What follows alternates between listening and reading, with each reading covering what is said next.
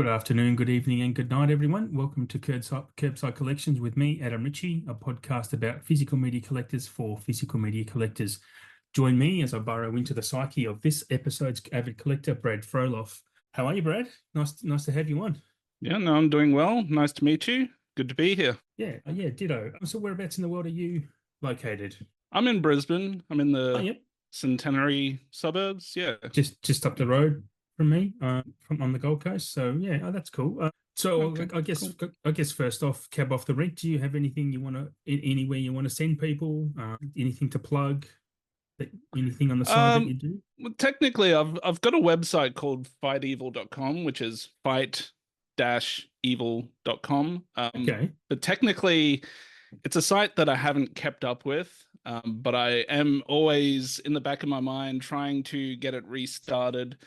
It is something that I began technically in 2002, and it's just as life goes on, Yeah. it's just something that's kind of been going in and out of my life. But that's the main thing. I do have a YouTube channel that's Oh yeah. tied to it. I've tried doing the whole YouTube thing, but yeah, it's just a consistency thing at this point. But I am Yeah, looking to it is a lot of work. yeah, I am looking to get that going once again because I did just get a new camera, a new Hmm. microphone, which I hadn't had before. That always helps.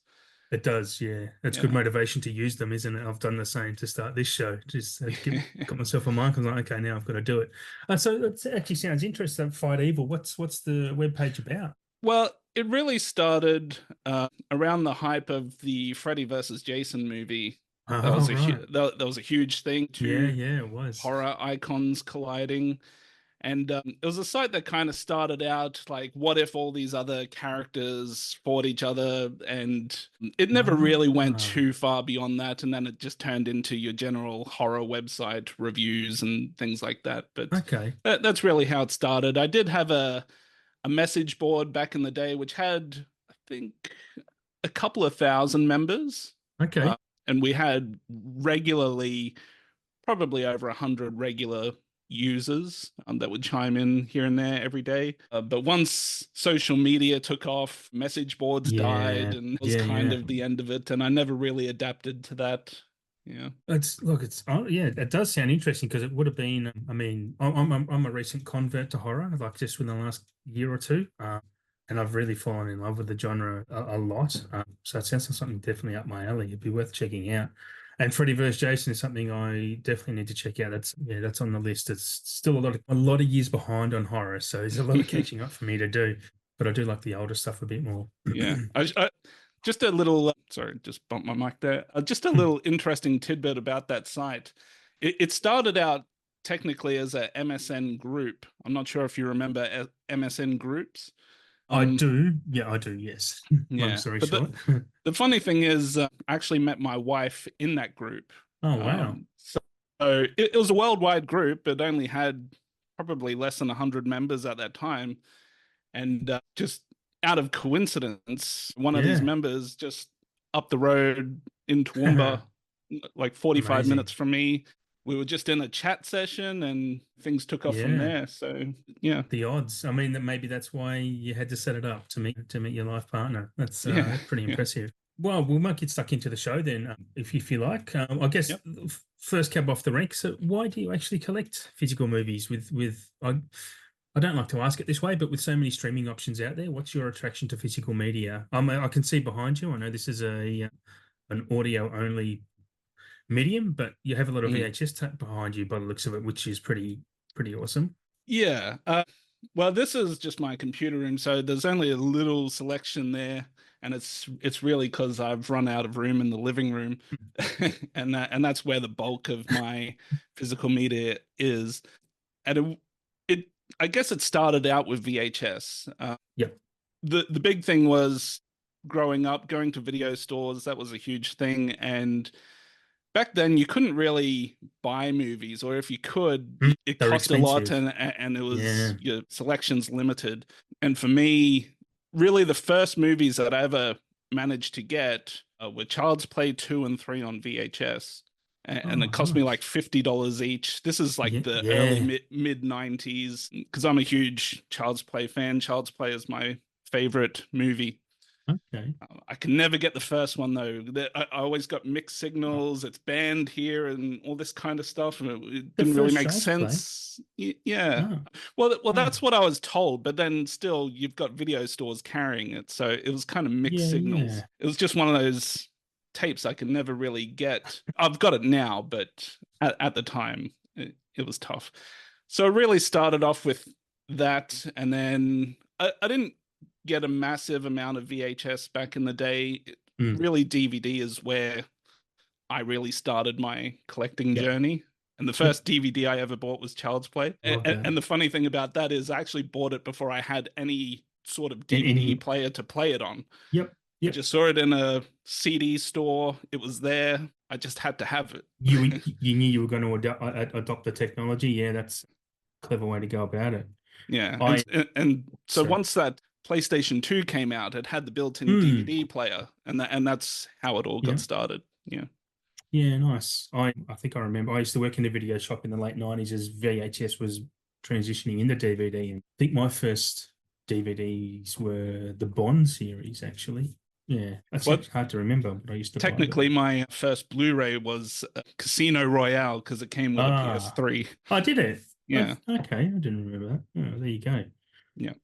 So, well, I guess back to that original question is, what is the reason you collect the physical movies? Is it just something you like to have in hand, or is it? Yeah. I mean, I've always kind of been obsessed with movies. It was always like the fun thing for me to do Mm, growing up. yep. Even when we would go on holiday up to the coast, we would always hire a VHS player Oh, yeah, and right. rent movies. Because Yeah. when I was young, I grew up in the country where it was half an hour drive to the nearest video store, so it wasn't Hmm. really something we got to do all the time. And we didn't really have a VHS player, so we'd always have to rent a VHS player until we could Yep. afford to buy one. And Yeah. yeah, it just really took off from there. But in terms of collecting, I guess you could say I might even be more of a movie hoarder than a collector. People Like say I that to me as don't, well. Yeah. yeah, I don't really focus on like specific labels or genres. I'll Okay. buy anything from anywhere as long as it's something Ah, I think I right. might enjoy. And I also tend to get a lot of things that I'm like, I might give this a shot at some point, but it might not be my thing. So I'll buy a I'm, bulk lot of movies from someone. There could be 50 movies in ah, there. I'll get rid of okay. maybe the ones that I know there's just no shot of me being Yep, yep. interested. Hmm. But then there's the other 80% of the movies in there that most of them I'm probably not going to enjoy, but who knows? Maybe at some point I'll give them. Sometimes your tastes do change, but I think there's a bit of a better positive spin you can put on the hoarding side. I kind of label us as we're film preservationists. We conserve film. You never know. It's just kind of a weird joke that you never know when the Nazis are going to come back and burn all the art in the world like they did in the 40s, right? So as long as they're around somewhere, we're keeping them safe, I think, for future generations. So do you still watch streaming at all? I mean, do you watch a lot of movies? Are you on Letterboxd or anything? Do you do anything around I that? look at Letterbox, but I don't have an account Okay. because, as I mentioned before, with my site, I'm always thinking about restarting that. And if I'm going to do reviews, I'd rather do it there than anywhere else. But Yeah, fair enough. uh, in terms of It's a, streaming, I do stream a little bit, but I always find that with all the streaming services, I find myself spending more time looking at what's there than actually watching. yes. Yeah, yeah, yeah. Yeah, that. Back in the day with the video store, you couldn't spend the whole day in the video store. You had to No. eventually pick something up and take it home. Yep. Whereas here, you're looking through the selection and you're like, okay, I've found a good movie here that I'm interested in, but you don't want to pick it just in case there's another It's movie something around the better, corner that yeah. might be better. So, Because we yeah. are there can be a thing as too much to choose from, honestly. I mean, I have that same problem, and sometimes I'll just go, look, I've scrolled through 10, I'm just going to hit play on this one, and I'll just watch it. And sometimes you find some great films doing that, but even going through my physical collection, I'll just find something and like I don't know what to watch, and I just kind of almost shut your eyes and just pick something out and just deal with it. And yeah, and sometimes you've got to be in a certain mood for certain films as well. So yeah, Yeah. it's so how big is your collection? Do you catalog them at all, or exactly Uh, what you have? No. I would this would just be like a ballpark figure. I would say it's close to 10,000. Oh, wow. Uh, And that's why you've run out of room. yeah, I'd say I have roughly, give or take, around 4,000 Blu-rays, and the majority of the rest would be DVD. Okay. There's a few hundred, maybe VHS tapes, and I do have Wow. one laser disc just to have a laser disc, but Yep, yep. I don't have a laser disc player. Yeah, but yeah, I don't catalog them. I tried doing that like on an Excel spreadsheet at one point, Yes, yeah. and I've looked at the apps. Like the apps look good, but I think the problem for me is I'm You've got too too many. lazy to catalog it once I receive it. And as soon as you miss Uh, one, which ones you've missed cataloging? And I'm I don't know. I It's guess starting with a collection of 10,000 would be a very long process to get them all in. But I started mine when I only had a few hundred, and that took me a few days. And I have a spreadsheet as well. And I'm very anal. So if I buy something or something arrives in the post, it doesn't leave my room until I've cataloged it, and then I'll shelve it. So I'm very meticulous about that, because I did have that instance where I did forget something, and I'm like, I'm pretty sure I've got that movie, and I'll go scrambling through my collection, and there it is. I'm like, okay, now I've got to go catalog it. So yeah. yeah, I So do. for me, it's like once you miss it, you got to go through your whole collection just to make sure which ones like you've Yeah, missed. So absolutely. And with that size catalog, that would be a tough job. So what's the thing you're most proud of in your catalog? Do you anything you have boldly on display for like a trophy for people to see? Do you have box sets? Are you um, big on box sets? I'm not really huge on box sets. I'm not too worried about special packaging or anything like Yeah, cool. that. Yep, yep. In a perfect world for me, I would be fine just every movie having its own standard Blu-ray Amaray Would be case. nice, wouldn't it? Shelves are I, nice and tidy, and at yeah. least they look nice and tidy to look at if they're all like that. Yeah, so like if I had to pick one thing that I enjoy owning would be that original Child's Play VHS, Yeah. just because it takes you back to when you first started watching movies, and Such nostalgia, yeah. yeah, Do you actually go back and watch the VHS tapes? Have you gone back and done that? not really. No. I do have a couple of VHS players, Yep, yep. but I really don't watch VHS for Yeah. enjoyment. It's just that brief nostalgic aspect to it, and then I'd rather watch Blu-ray. Understood. Yeah, no, I totally understand. I used to have quite a few VHS tapes, which I think would be collectors now, like X-Files and the Simpsons ones that are just never going to be seen again. And I regret having to get rid of them just through Movie House and that. And I reckon I'd still check them out just for the nostalgia value and the see if you can track them in so you get a clearer picture and stuff. That was always fun. Yeah. So you said you don't do you collect 4K at all, or is it mainly Blu-ray? I've got a I, few 4K, but it's not a format that I seek, okay. that I'm seeking out. Yeah. It's really only the 4K happened to be about the same price as the Blu-ray, so I might as well just get the Yeah. best quality version. But something like Roadhouse, which is a decent Mm, movie, excessive comparing a price. $15 Blu-ray to a $60 4K, Yeah. I'm okay with the Blu-ray. 100%. Totally agree with that. Yeah. There's, I mean, I do like my 4Ks, but if I own the Blu-ray, it takes a lot for me to want to upgrade to the 4K version Yeah. of I, certain I, things. I might do it just for my like all-time favorite Yes. movies. Yeah. That's pretty much it. I can't That's see fair. myself upgrading 50% of my collection to 4K. I don't even But think I'd have the money to ever do that. no, the other thing. Do you have the Chucky box set on 4K? There's a 4K box set of that from Arrow. I think it's an Arrow release. I've got the first movie on 4K. The rest of them I've got in a Blu-ray box set. Right. I'll probably try to upgrade those, but once again, they're just kind of expensive. I'll get them on sale when you can get them for about $35 each. Yep. But Scream Factory, they're the ones who have probably the best releases of Mm, them. I did notice they did have some like production issues with them in really? terms of discs being cloudy and things like that. Oh, I don't know. wow. It's when I received mine, technically I bought the first one and the third one, and I had to return one of them because I got it from Amazon and the disc Mm, was kind of scratched, and yeah, it just didn't look good.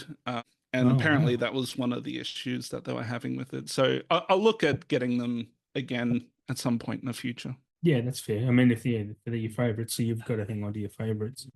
So it leads on to the next question a little bit. So do you have any labels that you seek out? Like, is there any labels that are your favorites that just general releases or? There's no real specific label that I collect.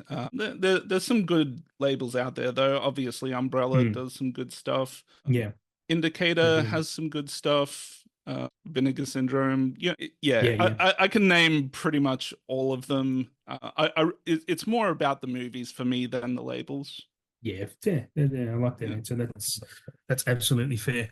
We are spoiled with a lot of choice nowadays. Like people say, physical media dying. It's absolutely not. It's only growing, and it's just becoming a bit more of a niche market, in my opinion. I think the fear mongering is a little bit over the top, to be perfectly honest. Yeah. Anyway, side rant from me. Yeah. I might do that a few times. So, are you? What's your setup at home like to play on? Are you big on the quality of what you're watching? Do you have like Atmos sound or OLED screens or whatnot? No, I've got a fairly old 5.1 setup. It's an old Samsung. To be honest, I forget what model it is, but Yeah.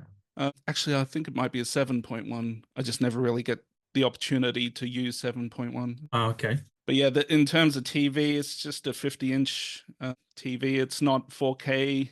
Like I've got some Okay. 4Ks, but I don't really have a 4K setup. Okay. Yeah, it's just one of those things where I could spend a lot more money upgrading my setup, but then Yeah.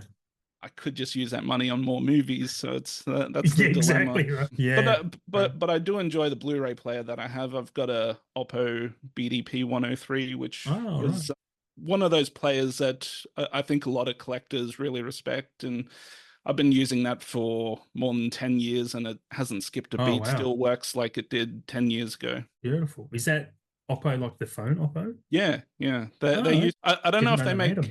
the players anymore, but back then it was like the highest standard player you could get. Oh, wow. Yeah, and it is I never well, knew. it's not region free out of the box, but I had it modded to be Ah, region free. okay. Yeah, that was actually going to be my next question, whether it was a region free. So do you order, like, where do you order from? You just kind of, doesn't matter where you get them from, I guess, if you've got the region free. Yeah, I'm usually just looking for the best deal, so Yeah. wherever that could be. Yep. In Australia, we have the benefit of getting a lot of movies $5, $10 cheap at Mm. whether it's JB or one of these other local retailers. But yeah, I pretty much just seek out wherever I can get the movie at the best price, and as long as it's still like the ideal version. Clearly, you don't want a cut version of a movie Yeah, yeah, yeah. when you can spend an extra $10, get the best version. But I've been buying physical media online for a long time, ever since I would say 2003. Oh, wow. Like Wow. I've been buying Region 1 US DVDs from Ah, Amazon since then. So an early adopter. yeah, yeah. Yeah. It's not cheap, but you could get a lot of things that weren't available in Australia at that time. I Yeah. was going to say you probably have some very rare stuff in your collection. Like, yeah, there's a lot of good collector stuff getting out there at the moment. I know I've got a lot of FOMO from stuff I've missed out on in the past that I regret not buying. Dogma was one of them. I had the Blu-ray in my hand in 2015. I remember that day. Well, So gutted. I'm pretty sure they're bringing that out. Didn't Yeah, Kevin Smith say he's got the rights now? I thought he said he wasn't able to get the rights. I saw the physical media president posted that Paramount had brought them, but he said, but Kevin Smith replied to him saying, no, they haven't. So I don't Yeah, know what's that going on well, at the moment. yeah, that did happen, and then it was like a month or two ago. Apparently, he said at some event now he finally does have the rights to it, but I'm a Right. little cloudy on it. But That's that exciting. yeah, that's what people are saying. So I think at some point in the near future, I don't know about a physical release, but I'm pretty sure it'll be back on streaming at the very least. I reckon we'll get a physical for sure. I know because Kevin, because I do follow his career a little bit and a couple of his podcasts, and he mentioned once that he was able to fund his second Jay and Silent Bob movie because so many people brought the physical of the first one, and Lionsgate were like, "We made a lot of money off that, so we're going to fund your second one as well." So I would imagine he would probably go with Lionsgate to distribute Dogma. But in saying that, Dogma's available for free on YouTube in 4K. So if you Okay. did want to check it out, I don't think a lot of people know that. Uh, but yeah, it's sitting up there for free, which I'm Yeah. sure will be taken down once they release the physical. Yeah, I'm sure it will. I've still got the old Region 1 US DVD. I've never upgraded that one just yet. Oh yeah, no, hang on to that for sure. So, well, we're getting near the end of what I was wanting to ask you. So, is there anything that you're looking forward to being released, or keeping in line with the Dogma conversation? Is there anything else you're looking forward to, I mean, or there's a anything you couple of want, movies. even? Yeah. There's a few movies that I would like to see released. I've got my top three favorite movies of all time, which will just never change because of the whole nostalgic aspect. Obviously, the first one was Child's Play. The other two, well, one of them is Stephen King's It. I know that's technically a mini series, but that's I'll just call it a movie because Yeah, it's fair. under Yeah, 3 hours. yeah. Thankfully, we've got that on Blu-ray, and it's a fairly decent presentation for that one. But Okay. the other movie from my top three, and this is a movie no one would expect someone to be in their top three. It's a sequel to a very much loved Van Damme movie, Kickboxer 2. Oh wow, So wow. that's a movie. Not Kickboxer. It's the No, sequel that not you not want. the first one, the second one. I'm a Love that. massive Kickboxer 2 fan, but most people don't like it for a few different reasons. But I think it's a good movie. That's one that I would love to see get a release. You can't get that anywhere in the world on Blu-ray. You can't get Yeah, it right. from UK, can't get it from Germany, you can't get it anywhere. Wow. And what hurts even more about that is it's been available digitally in HD for probably 15 years. Is that right? Yeah, Can't get and that. I'm pretty sure it's with Lionsgate too. So I'm not sure why That's that quite one surprising. doesn't. It is a surprise they wouldn't release it, Yeah, actually. so that's one. And just in addition to that, the main villain from those first two Kickboxer movies, I actually got to meet him earlier this year, Oh, and in fact, I actually sat it's down, had amazing. dinner with him. So Wow. I got I was the first person that he's ever seen, and he does heaps of conventions and everything. He's the first person he's ever seen with an original script for Kickboxer 2. So he signed that That's for me. amazing. Um, Who's the actor? his stage name is Michel Kesey. Okay. His real name is Mohammed Kesey. So Right. yeah, he played Tong Po, the evil villain in Kickboxer 1 and 2. He's actually best friends with Van Damme growing up. So Oh, wow. they both flew from Belgium to America to make it into the movies. And they did. That's fantastic. Yeah. So you But met him at like a supernova or something, did you? Or was uh, it it, just it was a private setup that he had where he came over and did some events with martial arts schools and then oh met wow. fans and things like that. Yeah. That's cool. Yeah, so it's the only famous person I've ever met to my memory, and really the only famous person I ever cared to meet. So that was Yeah, a wow, that's happy fantastic. coincidence. But That's brilliant. but there are two other movies in mind that I would like to see get a release. The next one is a Kevin Bacon movie called Death Sentence, which is directed by James Wan, very Yeah. popular Oh, Australian really? director. Yeah, yeah. I think it was I've a never movie heard he of did this. after Saw. Okay. Yeah. That's one of my top 10 favorite films. And technically, it does have a Blu ray release, but none of them are adequate Right. for two reasons. Like the UK release, it's just a theatrical version in 1080i, which Yeah. is not great. Yep. You can get it 1080p in some other countries, but it's still the theatrical version. And there is a much extended unrated cut, which you can get on the Region 1 US DVD, but you can't get that on Blu-ray. So that's Wow. You're coming out with the deep cuts. I've never yeah, heard of that yeah. either. So that's another one that I would like to see. And the third one that I would like to see is a movie from the late 80s called The Last Fling, which stars John Ritter. And Okay. it's I think it was a TV movie. To me, it's like the perfect midday movie to watch. But it's more of a drama, romance, light comedy type movie. I really enjoy the music in it, and I think the music in the movie is done by the guy who did the original Nightmare on Elm Street theme Oh, music. for real. Okay. So you can kind of hear similarities in it, but which kind of feels awkward going from a horror movie to a like a romantic Yeah, comedy, but yeah. I like it. Yeah. Man, they're fantastic answers. Like films I'd never heard of, and I'm sure anyone listening, well, hopefully they've heard of them. I thought I knew a lot of films, but yeah, I'd never heard of, well, a couple of those. I didn't know James Wan had such a quick follow-up after Saw as well. So that's Yeah, interesting. I'll definitely seek that out. yeah. I think that Death Sentence movie is actually based on the same book that those you remember Death Wish with Charles Bronson? Yep, yep. It's kind of like similar type of movie, and I think they're Right. both based on the same novel. If memory serves me correctly, don't quote me on that. Okay. No, I'll definitely look that one up for sure. The other ones, I'm not sure. I'm not sure how I'd find them, but yeah, I'll look up the James Wan one. Okay, what are we up to? So how do you strategize your purchasing? Do you just kind of, I think you've kind of mentioned before that you just kind of go for the bargain hunting. You don't, do you buy on release very often, or you're happy to wait?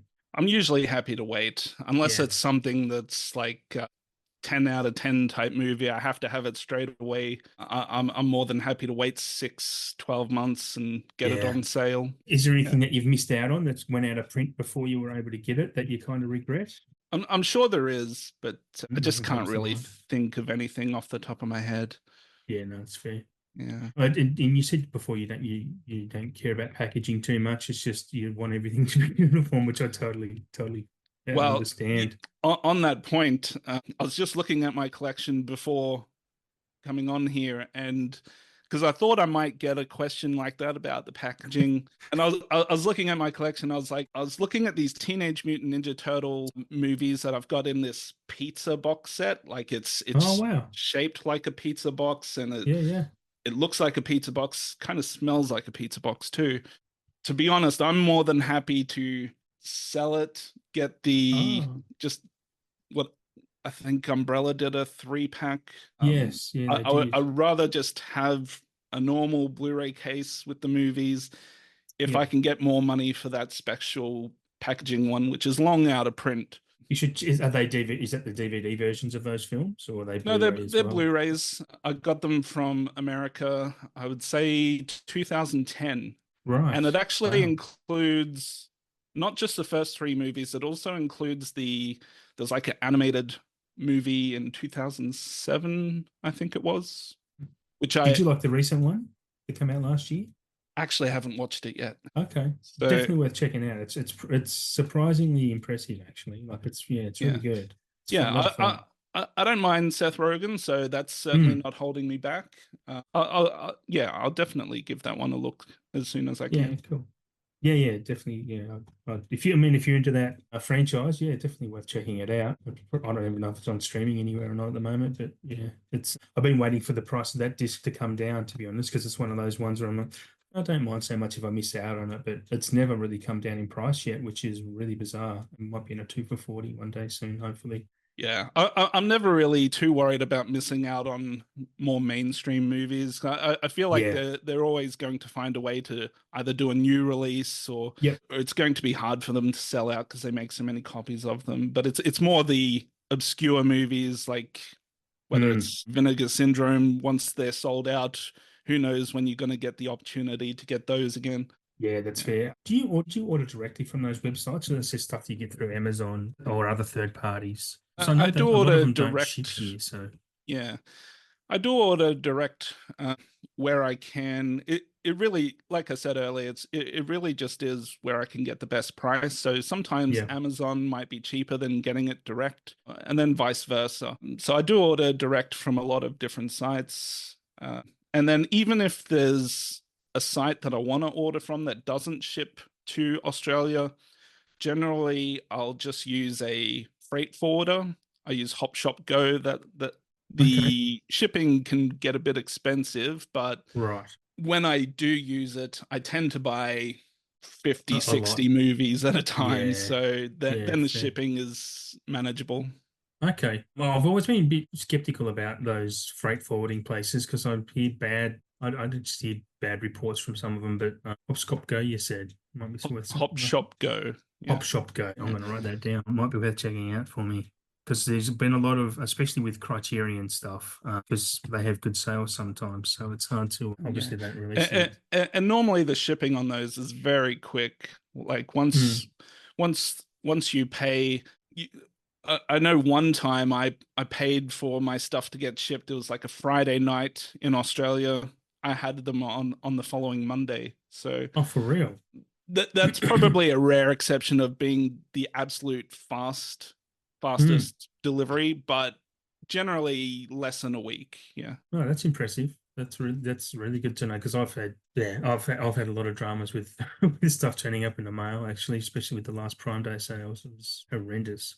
Yeah. Yeah. Anyway, kind of coming near the end of my questions for you, to be honest. So wrapping it up. I mean, I know you've told me about your favorite film genres and whatnot. And is there any directors, or do you follow actors, directors, or writers? Anyone you seek out? There's no one specifically that I just follow every single movie, but there are certain directors who I'd say have a pretty good track record of Hmm. making something that I enjoy, like Brian De Palma. I enjoy Yeah. quite a lot Okay. of his movies. I think he Uh-huh. had a really good stretch. I was once asked a question, it was something like, which director had the best run of 5 movies in a row?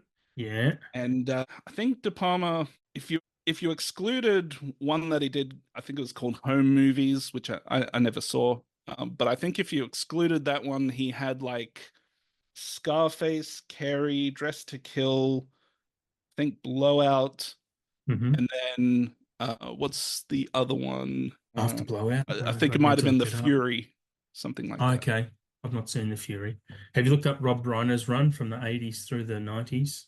Because he had Um, literally 5 belters in a row. I mean, if you're a Princess Bride fan and it goes through to A Few Good Men or something like that. Yeah, So I, can't I was remember off the top actually of my head. talking about The Princess Bride earlier today, so that's Oh, a really? coincidence. But I wouldn't be able to name too many movies off the top of my head from Rob Reiner, even though I have watched certainly a Hmm. bunch of them. Oh, Yeah, Stand By Me would be in there as well in that yeah, run of that's five. a Yeah. that's a good one. Yeah, Yeah. Well, yeah. Anyway, look, thanks for being on the show, Brad. Really appreciate it. And sure. look, hopefully you've had some fun. I know I have. And hopefully the listeners have had some fun as well. Is there any, well, you've already told me where you want to send people to your website if you get that back up and running. Hopefully you can manage to do that soon.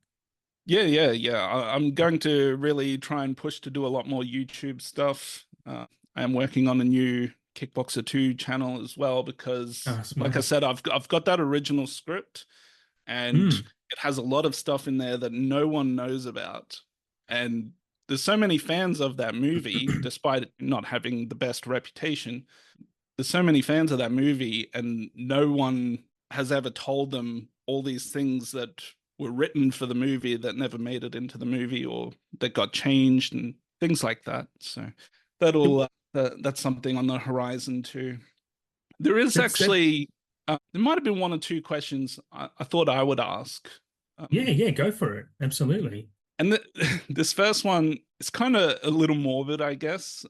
But I remember when you first asked people if they were interested in coming on. You remember, was it Peter, he was quite old? Yes. Yeah, Peter Powell. He's, Yeah, yeah, he's got a massive collection, he and he does. mentioned Yeah. his health was not the I wonder. best. Yeah. Uh, and it got me thinking.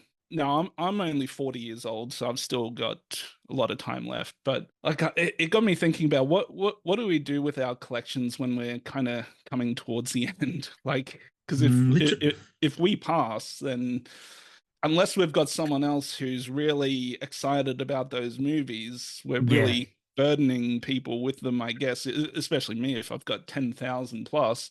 I don't know. It's a It's a question in the back of my mind. Yeah. it is a really good question, and it's kind of timely too, because a couple of weeks ago I have 17-year-old twins. And I just brought new shelves. I stacked everything up, and they were getting ready for school one morning. And as they do, they like to take the piss out of me because that's the way we are. But they were like, "What's going to happen with all these when you die?" I'm like, "I'm only 46." I'm like, "Oh well, I hope I've got a good, hopefully 4 decades left at least. That'd be lovely." Yeah. But I said, well, honestly, this is your inheritance. And when I do go, and if I do go when I would prefer to go, which is a long time, some of these could be worth a lot of money, to be honest, because I mean, some stuff I have has already increased in value. I mean, it's not going to buy you a house or anything, but who knows in 2 decades, 2 or 3 decades, what the situation's going to be like. Not everything's going to get re-released, and there's going to be a lot of nostalgia for these times, and nostalgia is a big money maker. I know I've spent a lot of money because of nostalgic reasons. I've owned the Goonies on every format ever they've ever released it on, or it's ever been invented. So yeah, hopefully it gets to that stage where it can be a good inheritance for our families. But otherwise, I'm probably just going to end up in a Vinnie's bin, or go to Lifeline or something. Like that's probably what will happen to it, and then someone's going to reap the benefits of that. I mean, I've got a collection of about 1,500 movies. I reckon there's a good 300 or 400 that are still in the cellophane, like that still have not been unwrapped. I mean, I've got movies I bought in the late 2000s that are still in the wrapping. I've still never seen the movie, which is bizarre because I've owned them for so long. But yeah, it's a scary prospect to think of your own mortality, but an interesting question when it comes to where's all your shit end up when you do go. Yeah. On one hand, you don't want them to just give them away because that some of Yeah. them will certainly have value, but at the same Mm. time, are they really going to go through all of those and try and find the ones that have value I was if they don't know? I have a good joke with my son, particularly because he likes Brewster's Millions, and I said, well, I'll leave these to you because they'll be worth a bit of money, but you're only going to be able to sell them and make the money from it if you watch every film, and by that time, hopefully, there's going to be thousands and thousands. So yeah, it's you've got to watch them all to be able to sell them. That'll be the And, stipulation in the will. and piggybacking off of that topic, because you mentioned you still have quite a lot that are still in the wrapping, Mm. as do I. And given however much time we've got left, whether it's 20, 30, 40 years, like there's so many movies that if I've got near 10,000 and maybe a couple thousand I haven't watched yet, am I going to be able to get through all of those in Yeah, those it's a lot. 30, 40 Yeah, years? yeah. It makes me wonder, like, why do I keep buying more movies if I'm never going to get through them all? You're not alone in those thoughts. I have the same thoughts. Because I have Letterboxd, I know how many films I watch per year, and I watch around 600 movies a year. But honestly, if I knock off 10 off my watch list, I add another 15 because then I fall in, because I do follow directors or writers or actors, and then I want to watch everything they've done. And I've recently gotten into watching a lot of old movies, like from the classics from the 30s through to the 60s. And then I find Cary Grant. So I've got to watch all Cary Grant or Humphrey Bogart or Katharine Hepburn or Shirley MacLaine, even. And then I'll see Billy Wilder or Howard Hawks. I've got to watch all of their stuff, even though it's hard to watch all of their stuff. I mean, just before this recording session, I'm Alfred Hitchcock's my all-time favorite, and I found on Tubi Jamaica Inn. I'd never seen that, and I've got about 15 minutes of that to go. So I want to watch. He directed like 70 odd movies, and that's a lot to catch up on. I mean, a lot of my movies I have seen, but I'll sometimes watch a movie if I see it on streaming or get it through other nefarious means.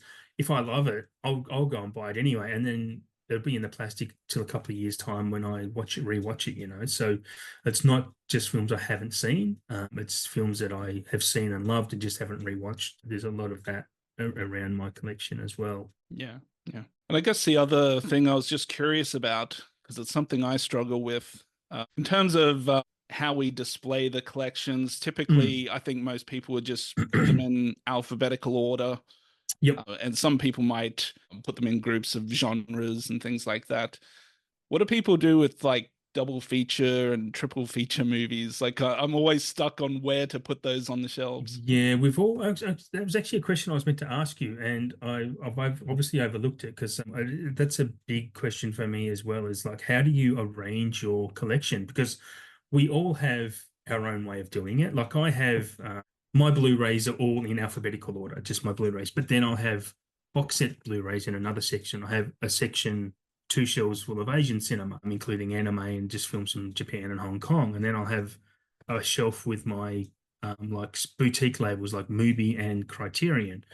But then I have my 4Ks and a whole other different set of shelves with my 4K box sets sitting on top or underneath that. It depends on the size of the box. It's weird. I know where everything is. Other people might find it a bit weird to find something. If I say go and find this movie, they might struggle, to be honest. Yeah, Are you similar to that, or do you have? Well, right now I've got everything just in alphabetical order, regardless of genre, and it's not.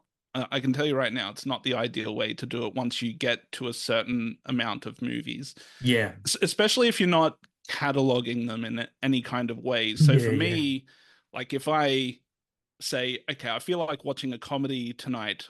I'm going to get up, look at my collection, and see what I might want to watch.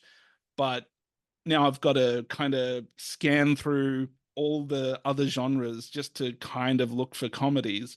So once you do get to a certain amount of movies, I think you really should group them by genres, still in alphabetical order by genre. But and I think there's a reason why video stores back in the day did that, Yeah, because it's a really good point. yeah. So I think nowadays though genres yeah. are really hard. They're harder to define, film genres, because I actually have separated out my horror movies, but then there's other movies that I go, that's kind of horror, but I'm not gonna put it in my horror because I don't classify it as a horror. I can't think of an example off the top of my head, but when I was recently reorganizing, I was like, I've got Ready or Not in my horror section, but I'm like, I don't know if that's actually really a horror, but it kind of is. Yeah, but it's in there anyway. Like The Menu is classified as a horror, but I'm like, that is not a horror film. Yeah. So I put, that's just in my regular collection. So yeah, genre is a good idea, but I find it really hard to define genre sometimes. Yeah, for sure. And they keep coming up with all new subgenres and everything. And That's it. I mean, you've got horror, then you've got horror comedy, or you've got romance, and you've got rom-coms, or you've got sci-fi thrillers, sci-fi horror. It's like, where do you put it? And that would confuse me. I know for me, that would confuse me so much more. Like, where am I going to find Alien, in the sci-fi or in the horror? Yeah, it's yeah. And then you've got movies that like something like Evil Dead, where the first one might not be so much comedy, but then the other ones are comedy. And what do you do with nuts. those? Yeah. That's right. And then I've got a box set of. I actually have the box set of those three films. I'm like, well, I wouldn't know where to put that, so that just sits in my shelf with my little Blu-ray box sets sit. Yeah, it's well, and to be honest, if the more people listen to more people on this show, then I guess we'll all get to know how we all go about it. So I've got a few more people lined up to interview. So the show will go for a long time, fingers crossed, and we'll get to learn about each other. Yeah. So everyone out there listening, if you have enjoyed the episode, give us a follow at KerbSide Collections on Instagram. And if you are a collector and would like to be on the show, send me a DM. I'd love to have you on and get to learn about your collection as well. So until next time, thanks for listening to KerbSide Collections.